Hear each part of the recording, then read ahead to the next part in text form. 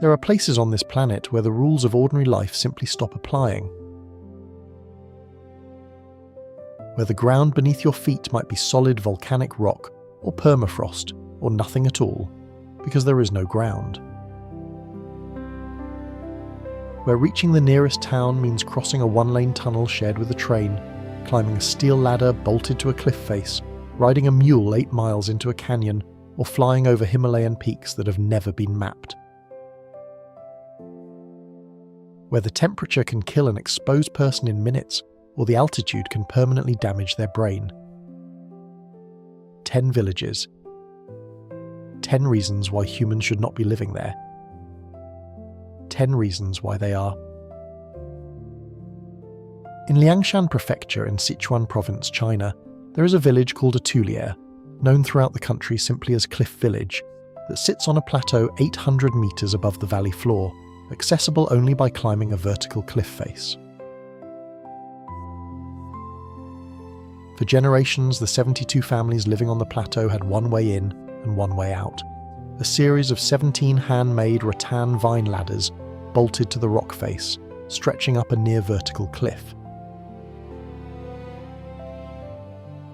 Children as young as 4 climbed these ladders unassisted to get to school in the valley below and back. The youngest children were tied to the backs of adults for the climb. The journey took approximately 2 hours in each direction. A dropped bag could fall hundreds of meters. A slip in the wet season, when the rock was slick with rain, could be fatal. The first photograph of children making this climb, published in a Chinese newspaper in 2016, created a national sensation and prompted the provincial government to act.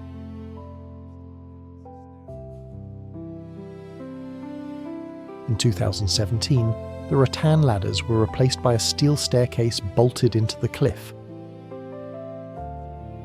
2,556 individual steel steps arranged in switchbacks up the 800-meter face, with handrails and safety cables. The construction cost 1 million yuan and took several months. Workers had to rappel down the cliff face to drill anchor bolts into the rock. The villagers still live on the plateau. Their ancestors chose it because the soil there is exceptionally fertile, supporting crops that the valley floor's flooding could not damage. The children still use the staircase to reach the school below. The round-trip journey is now possible in under 2 hours instead of 4. In 2020, as part of China's Rural Poverty Alleviation Program, many families were relocated to new housing in the valley. But approximately 30 families chose to stay on the cliff. Their crops are still up there, their history is still up there, the 2,556 steps are still there. They use them.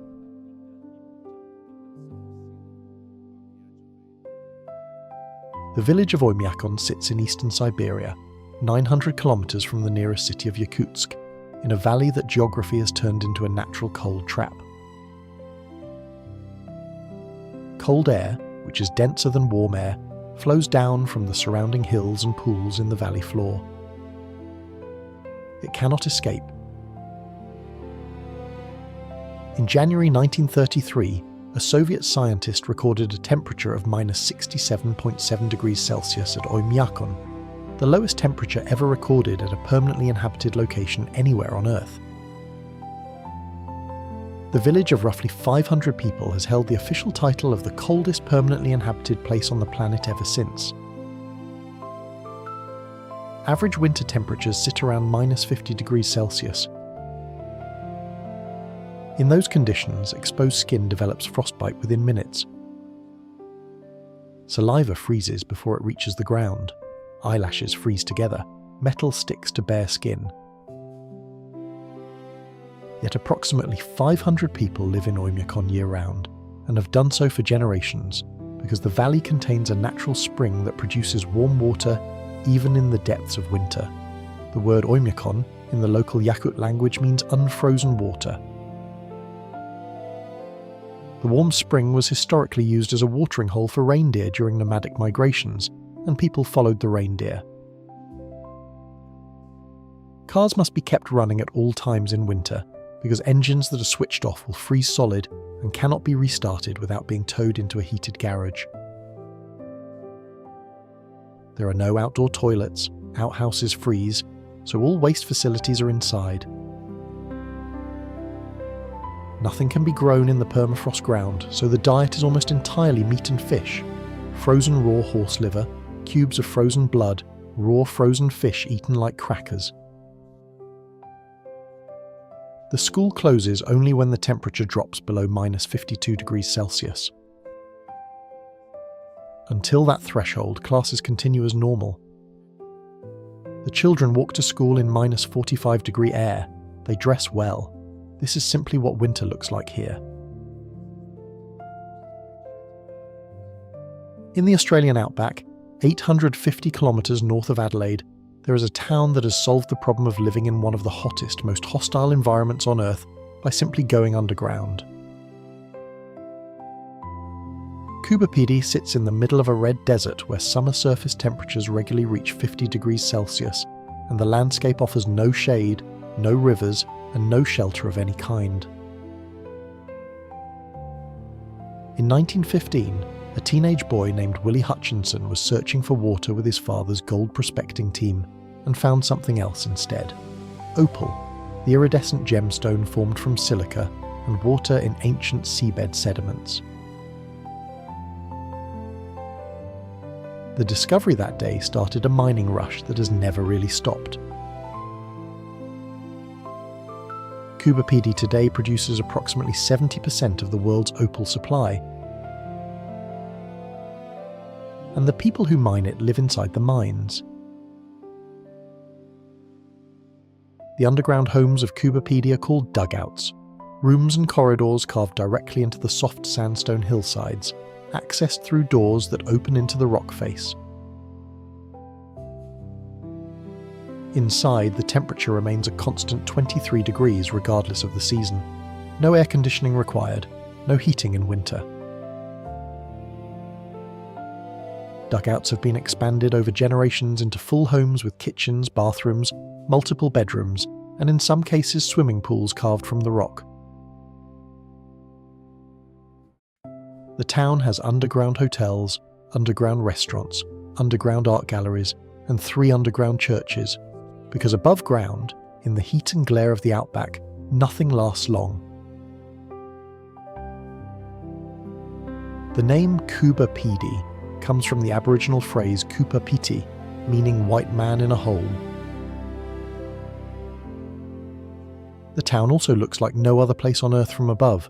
The desert surface is cratered with thousands of mining shafts and waste heaps, stretching in every direction to the horizon. NASA has used aerial photographs of Coober Pedy's surface as a reference landscape when designing rovers for Mars.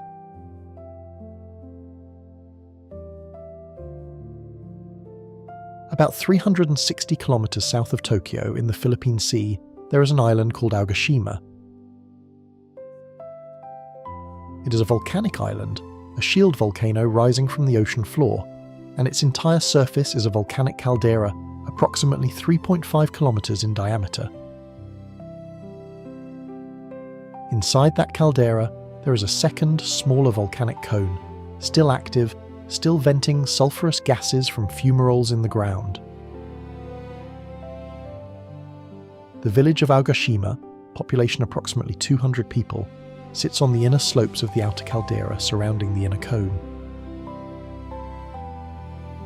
The residents live inside a volcano. The ground around them is still geologically active. The last major eruption, in 1785, killed a significant portion of the island's population. The survivors were evacuated and the island was not repopulated until 1835, 50 years later. The people who returned to live inside the caldera of a volcano that had killed half their community 50 years earlier did so voluntarily. Getting to Aogashima requires either a helicopter flight from the nearest island, which operates on weather conditions alone, high winds can cancel all flights for days, or a ferry that can only dock when ocean swells permit, meaning the island is sometimes inaccessible for weeks at a time.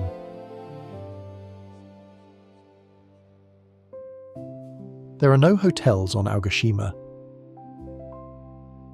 The island has a small community centre, a post office, a single shop, and a geothermal heat source, the inner volcano, that residents use for cooking. Food is steam-cooked in bamboo containers placed over geothermal vents in the ground. Hot spring baths are heated by the same volcanic heat that has been threatening the island's residents for centuries. The island is classified by Japanese authorities as one of the most remote inhabited points in Japan. It does not appear on most maps. Most Japanese people have never heard of it.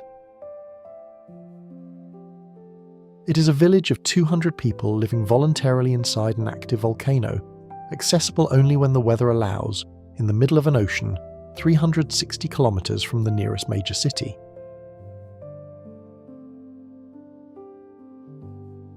In the highlands of South Sulawesi, Indonesia, there is a region called Tana Toraja, where 450,000 people follow one central belief about death. A person who stops breathing is not dead. They are sick. Death is a gradual process, and until the funeral ceremony is complete, the body stays in the family home, seated in a chair, offered food at every meal, given cigarettes, spoken to. Children do homework in its presence. Guests are introduced to it. The family uses formalin to preserve the body. The person is simply called Tumakula, the sick one. This can last months, sometimes years. The reason is both spiritual and practical. A Torajan funeral requires the slaughter of dozens of water buffalo, the construction of bamboo platforms, and the feeding of hundreds of guests. A noble family may need years to save enough money. There is no rush. The soul cannot travel to Puya, the land of the dead, until the ceremony is performed. So the family prepares, and the dead person waits with them.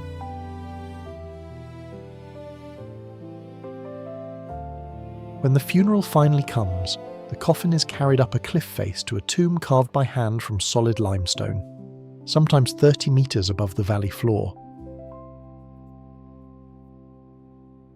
Outside each tomb, a life-size wooden effigy called a tautau, carved to resemble the deceased and dressed in their clothing, is placed on a balcony ledge. From there, it watches over the valley, the rice fields, and the living. Rows of tautau line the cliff faces above Torajan villages, their glass eyes catching the light. Once a year, in August, families climb back up, open the coffins, remove the bodies, wash them, dress them in new clothes, and walk them through the village along the same paths they walked when alive. This ritual is called manini. It is not mourning, it is maintenance. A promise kept by the living to the dead.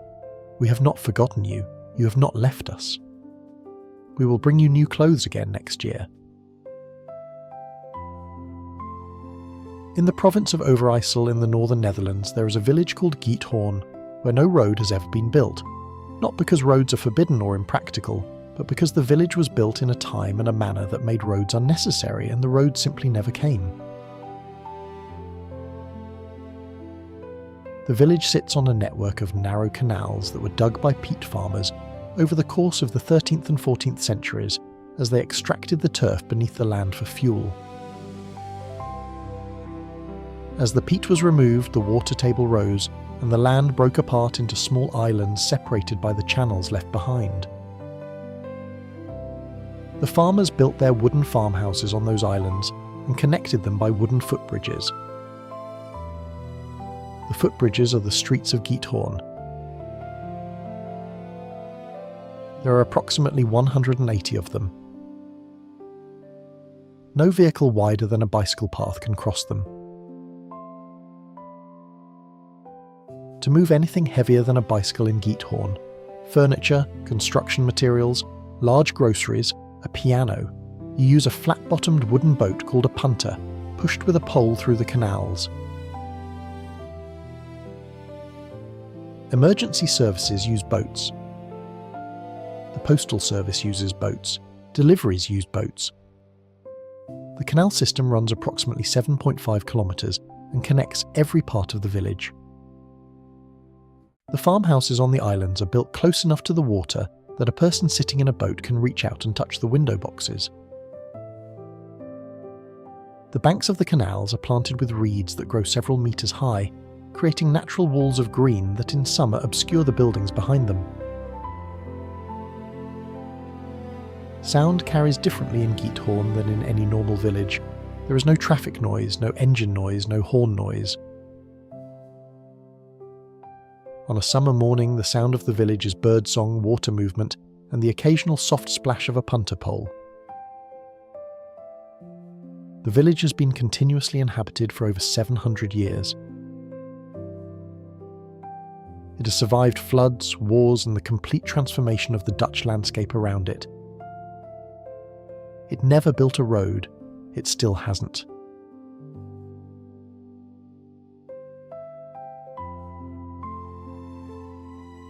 La Rinconada sits at 5,100 metres above sea level in the Peruvian Andes, making it the highest permanent human settlement on Earth, higher than any point in the continental United States, higher than the base camp on Everest, higher than the cruising altitude of some propeller aircraft. The air at that altitude contains approximately 40% less oxygen than at sea level. New arrivals experience altitude sickness within hours. Headaches, nausea, disorientation, shortness of breath from walking 10 steps. Long-term residents develop adaptations. Their blood contains significantly more red blood cells than the average human, but also suffer chronic altitude sickness, a condition in which those extra red cells thicken the blood to a dangerous consistency, causing stroke, heart failure, and neurological damage. The average life expectancy in La Rinconada is estimated at 30 to 35 years. Tens of thousands of people live here anyway. The reason is gold. The mountain beneath La Rinconada contains one of the largest accessible gold deposits in the Andes, and the town exists entirely because of it. Most miners work under a system called cachorio. They labour for 30 days without any payment whatsoever. On the 31st day, they are permitted to take as much ore as they can carry on their backs. If the ore contains gold, they keep it. If it does not, if they were assigned to a worked-out section, which happens regularly, they have worked an entire month for nothing. There is no running water. There is no sewage system. The glacial runoff that serves as the primary water source is contaminated with mercury from the mining process. There are no hospitals. The streets are covered with waste that has nowhere to go. La Rinconada is known in Peru as the lawless city. Law enforcement is minimal, crime is severe, and the slim chance of finding a nugget large enough to change everything keeps people arriving every year. They come from the poorest regions of Peru. Most of them never leave. Inside the Grand Canyon, not at the rim, not near the rim, but at the bottom of a side branch called Havasu Canyon, 8 miles from the nearest road, there is a village. Supai is home to approximately 400 members of the Havasupai tribe, one of the most geographically isolated Native American communities in the United States. To reach Supai, you can walk, ride a mule, or take a helicopter. There are no other options. No road has ever been built into Havasu Canyon. There is one school, one cafe, one small lodge, and no bank. The nearest hospital is 2 hours away by helicopter. Supai is the only community in the United States where mail is still delivered by mule. The US Postal Service operates a pack mule train that carries letters, packages and supplies down the 13-kilometre canyon trail several times per week. The Supai people have lived in this canyon for at least 800 years. The reason anyone would choose to live at the bottom of a canyon 8 miles from a road is, in part, the water. Havasu Creek, which flows through the village, is turquoise blue from calcium carbonate dissolved in the water, a colour so vivid that photographs of it are routinely dismissed as edited.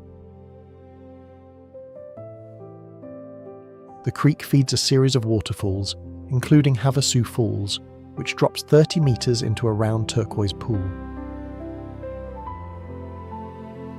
The canyon walls are 300 metres of red sandstone.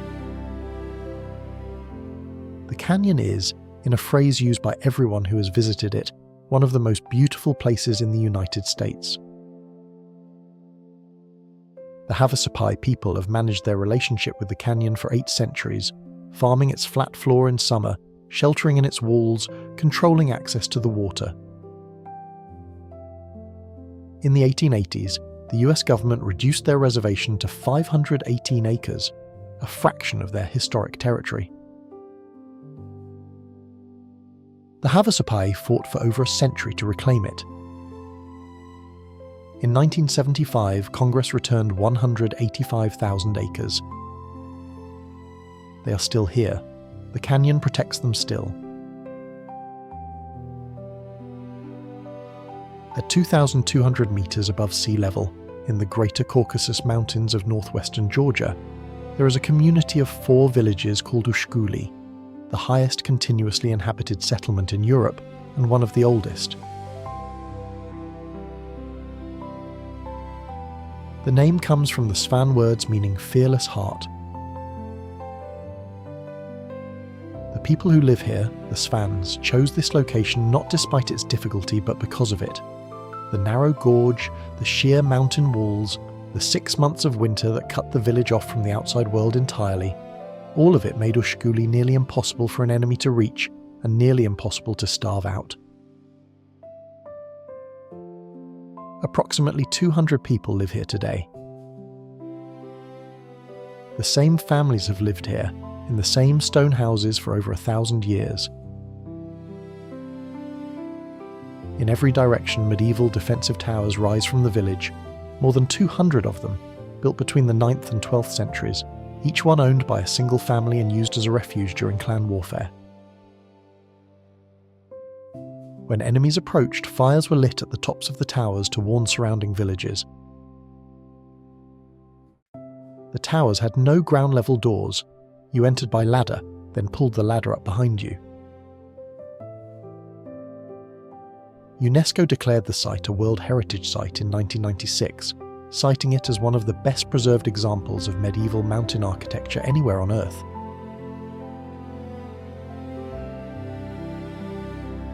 What makes Ushguli not just historical but genuinely extreme is what the village still demands of its residents today.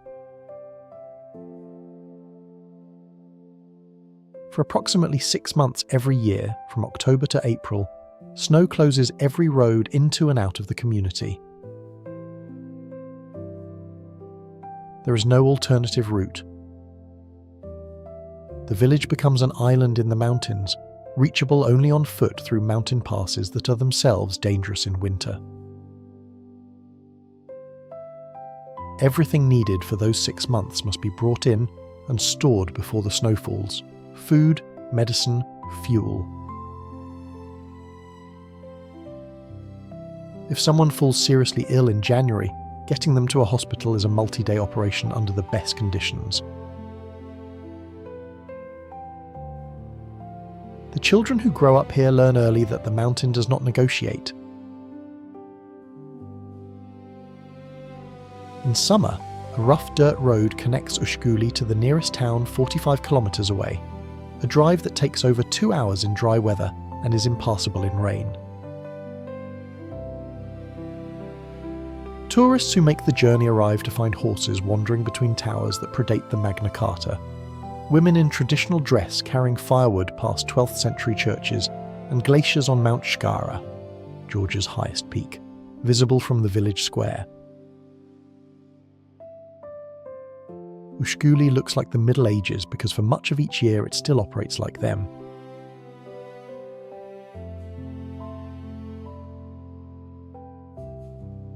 "60 miles southeast of Anchorage, at the end of a fjord surrounded on 3 sides by mountains and on the 4th by the open water of Prince William Sound, there is a town called Whittier.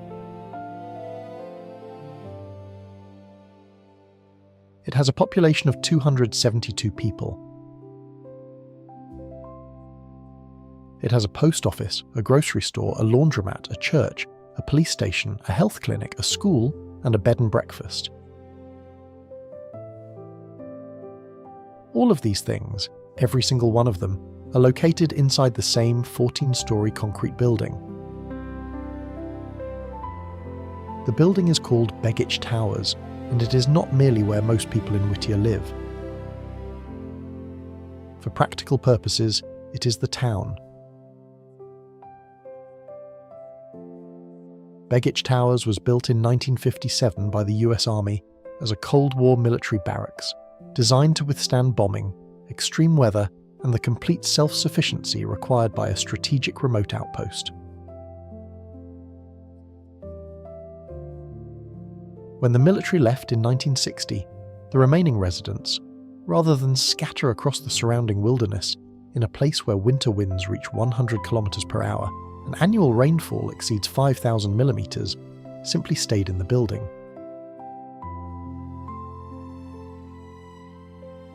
The school is connected to the tower by an underground heated tunnel, so children never have to go outside to get to class. The only road connecting Whittier to the outside world passes through the Anton Anderson Memorial Tunnel, 4 kilometers long, single lane, shared with a railway line and closed entirely at night. If you missed the last transit window, you're not leaving until morning. Residents who have lived here for decades describe it as perfectly normal. "It's a community under one roof," one longtime teacher told journalists. "We have everything we need. Everything they need fits in a building. The building is the town."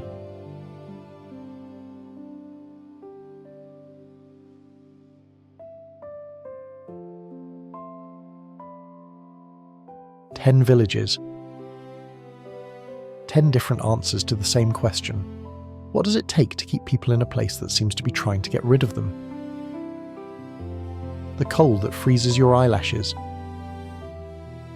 The altitude that thins your blood. The heat that drives you underground. The cliff that can only be crossed on a stone arch with no railing.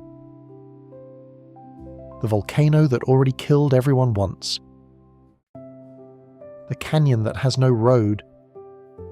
The building that is the entire town. The gorge that is deeper than any on Earth. The jungle that has no highway. The single mule trail that carries the mail. The answer, in every case, is the same. Something is worth staying for. The water, the gold, the soil, the canyon, the opal, the fortress walls. 800 years of belonging to one place. Humans will survive anywhere they have a reason to. Sometimes the reason is simple. Sometimes it takes 2,556 steel steps to reach it.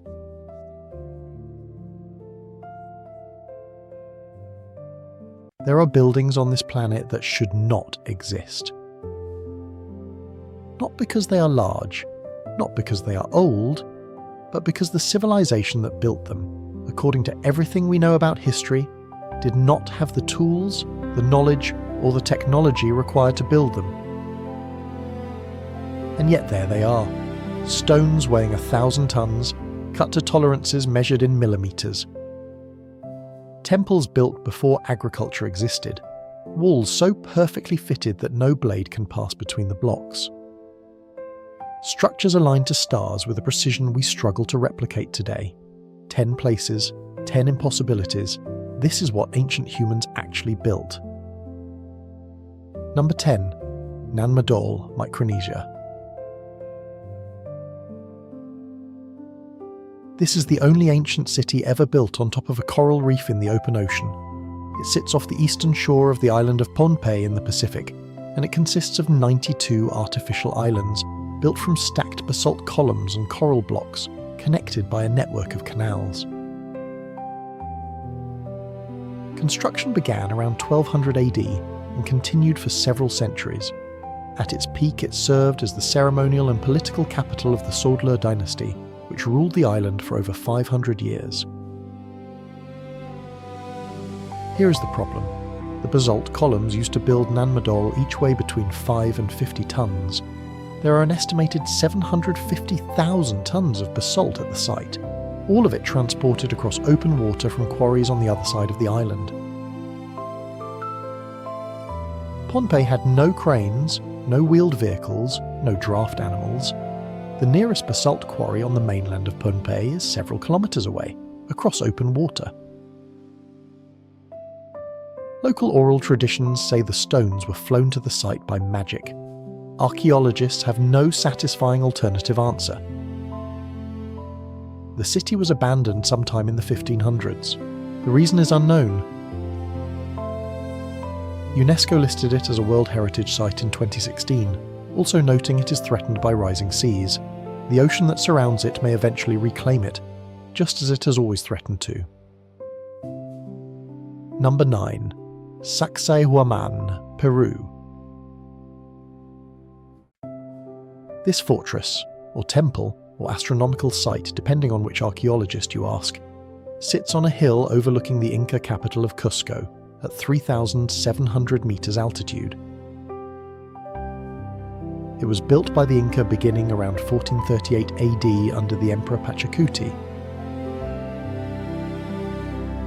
Its walls are constructed from limestone blocks so massive that the largest weighs an estimated 125 tons, heavier than a fully loaded Boeing 747. Some blocks are over 8 meters tall.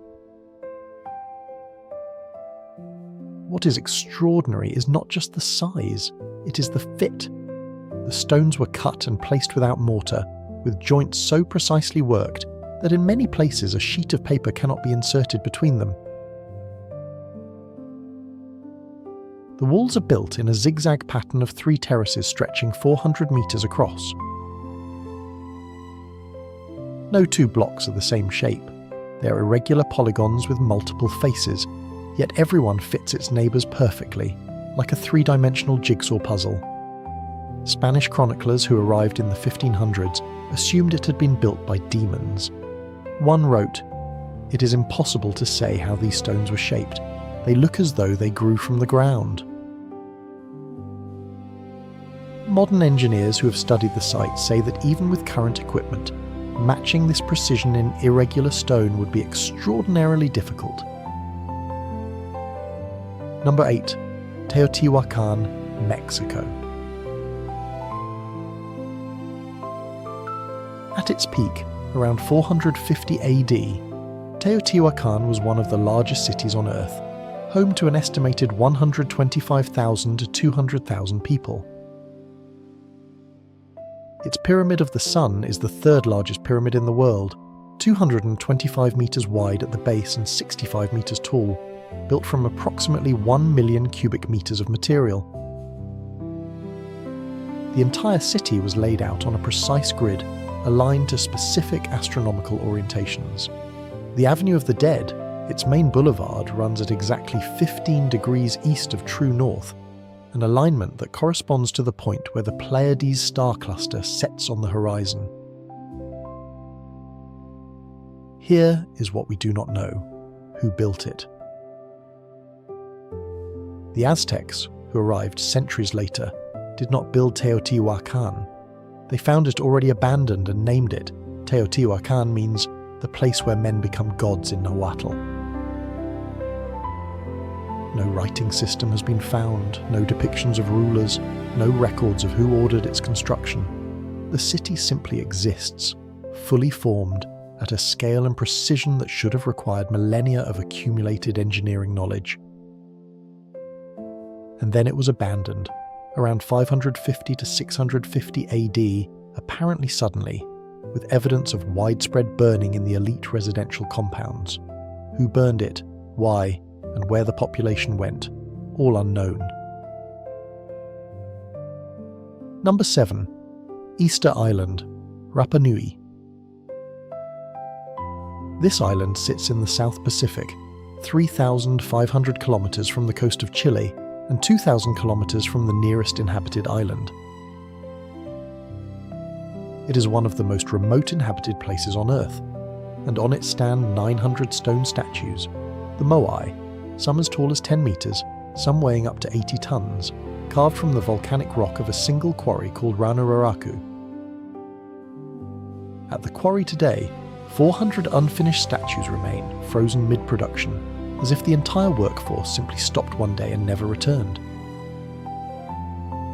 The moai were carved by the Polynesian people of Rapa Nui beginning around 1200 AD. The carving itself, using only stone tools called toki, is estimated to take approximately 1 year per statue. Moving them across the island, some for distances of over 15 kilometers, is the unsolved part. Experiments in the 20th century showed they could be walked upright by teams pulling ropes in a rocking motion, which matches the Rapa Nui oral tradition that the statues walk to their positions. The civilization that built them collapsed dramatically in the 1600s. Deforestation, population pressure, and inter-clan warfare destroyed the society within a few generations. By the time Europeans arrived in 1722, they found a fraction of the original population and statues toppled across the island. The people who built them were gone, and no one left could explain why. Number 6. Stonehenge, England. Construction of Stonehenge began around 3000 BC and continued in phases for approximately 1,500 years. The site as we see it today dates primarily from around 2500 BC, the same era as the Great Pyramid of Giza. The outer ring of sarsen stones, the tall grey ones, weighs up to 25 tons each and was transported from Marlborough Downs, 25 kilometres away. The smaller blue stones in the inner ring, weighing up to 4 tons each, were transported from the Preseli Hills in Wales, a straight-line distance of 240 kilometres across hills, rivers and open sea. The alignment of Stonehenge is precise. On the summer solstice, the sun rises directly over the heel stone and shines into the centre of the circle. On the winter solstice, the setting sun aligns with the axis of the monument. This required astronomical knowledge far beyond what we assume Neolithic farmers possessed. The people who built Stonehenge had no writing, no metal tools, no wheeled vehicles. They lived in round houses and kept cattle. And yet they transported 80 massive stones from Wales across 240 kilometres of terrain, erected them in precise astronomical alignment, and built something that has stood for 4,500 years. The purpose is still debated, the method is still not fully understood, and whatever was known by the people who built it, that knowledge died with them. Number 5. The Great Pyramid of Giza, Egypt. Built around 2560 BC as the tomb of Pharaoh Khufu, the Great Pyramid stood as the tallest structure on Earth for 3,800 years, a record that was not broken until the construction of a Lincoln Cathedral in England in 1311 AD. It contains approximately 2.3 million stone blocks, weighing between 2.5 and 80 tons each. The total weight of the structure is estimated at 6 million tons. It was built in approximately 20 years, which means an average of one 2.5-ton block was placed every 5 minutes, 24 hours a day for 2 decades. The precision is what separates it from everything else. The base of the pyramid covers 53,000 square meters and is level to within 2.1 centimetres across its entire perimeter. The four sides are oriented to the four cardinal directions with an average error of just 0.056 degrees. The interior passages are aligned with specific stars.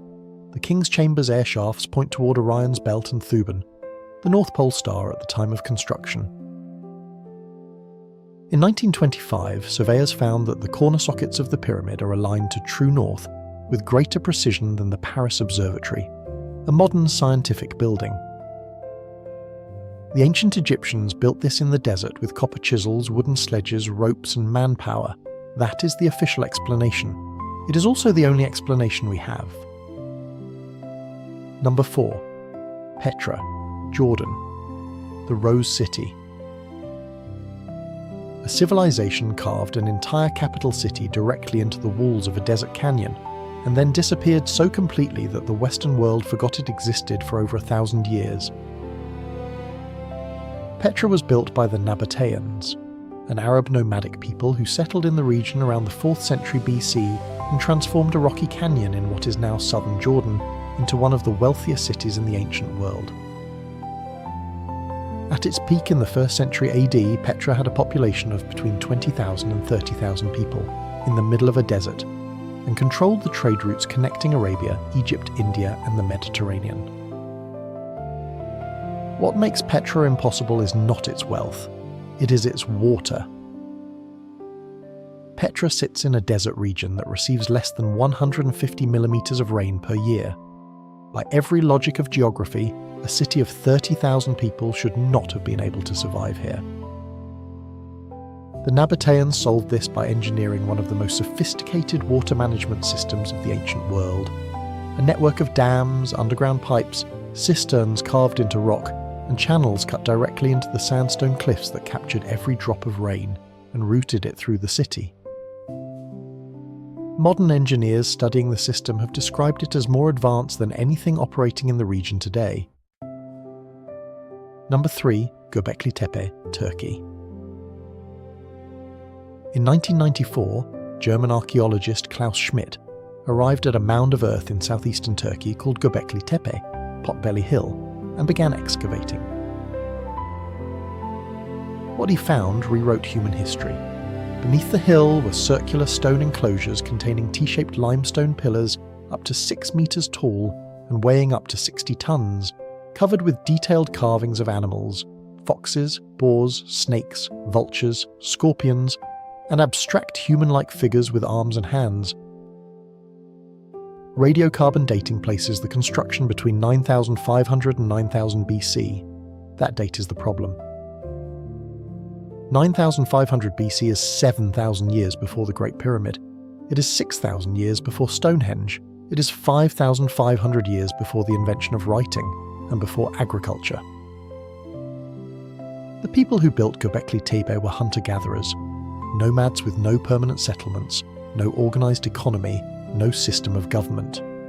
According to everything we believed about civilization, they should not have been capable of organised monumental construction. Yet they quarried 60-ton stones, transported them, cut precise T-shapes, carved detailed imagery on them, and erected them in astronomically aligned circles. Göbekli Tepe suggests that organised religion, the need to build sacred spaces, preceded agriculture, writing, cities, and everything we call civilization. It may be the first thing humans ever built together. As of today, only about 10% of the site has been excavated. We do not yet know how large it is. Number 2. Baalbek, Lebanon. In the Bekaa Valley of eastern Lebanon, 86 kilometers from Beirut, stands the largest Roman temple complex ever built, the Temple of Jupiter Baal, begun around 27 BC. The Romans were the greatest builders of the ancient world, and at Baalbek even they built on top of something they did not understand. Beneath the Roman temple's foundation lies a platform of stone blocks called the Trilithon, 3 limestone blocks each approximately 19 meters long, 4 meters high and 3.6 meters wide. Each one weighs between 750 and 800 tons. To move a 750-ton block today requires 18 heavy-duty cranes working simultaneously. The Romans built on top of these blocks without explaining how they got there or acknowledging who moved them. In the quarry, 900 metres from the temple complex, 3 more blocks were found, still in the ground, never moved. One of them, discovered in 2014 by the German Archaeological Institute, weighs an estimated 1,650 tons. It is the largest stone ever worked by human hands in recorded history. Number 1. Angkor Wat, Cambodia. It is the largest religious monument ever built by human beings, not the largest in Asia, not the largest in ancient history, the largest ever, covering 400 acres, 4 times the size of Vatican City, containing more than 1,000 individual structures. It was built by King Suryavarman II of the Khmer Empire beginning around 1116 AD and completed approximately 30 years later. The construction required an estimated 300,000 workers, 6,000 elephants, and over 5 million tons of sandstone transported from a quarry 40 kilometres away. The sandstone blocks were joined without mortar, held together by a vegetable-based compound and by the precision of their fitting. No 2 blocks were identical, none could be swapped. The temple was dedicated to the Hindu god Vishnu and designed as a physical model of the universe. Its 5 central towers represent the 5 peaks of Mount Meru, the home of the gods in Hindu cosmology. The surrounding moat represents the cosmic ocean. Every measurement, every proportion, every alignment encodes a cosmological or astronomical relationship. The entire complex is oriented to the west, unique among Hindu temples of the era, which face east. Scholars believe this was because Angkor Wat was intended as Suryavarman's mausoleum, the west being the direction of death and the setting sun.